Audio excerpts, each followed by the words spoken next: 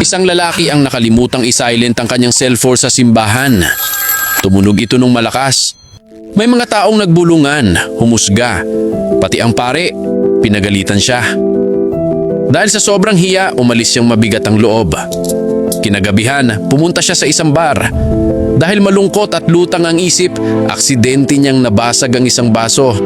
Sabi ng waiter, "Okay lang po sir, ako na maglilinis."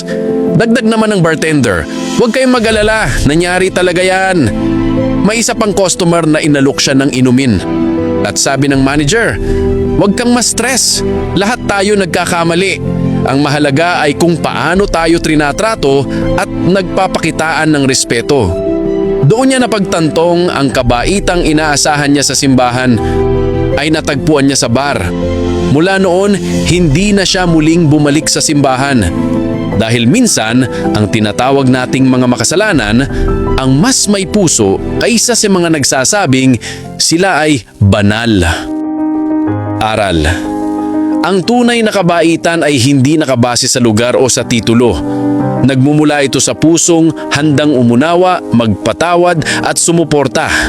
Hindi ang lugar ang nagpapabuti sa atin, kundi kung paano tayo magtrato ng kapwa.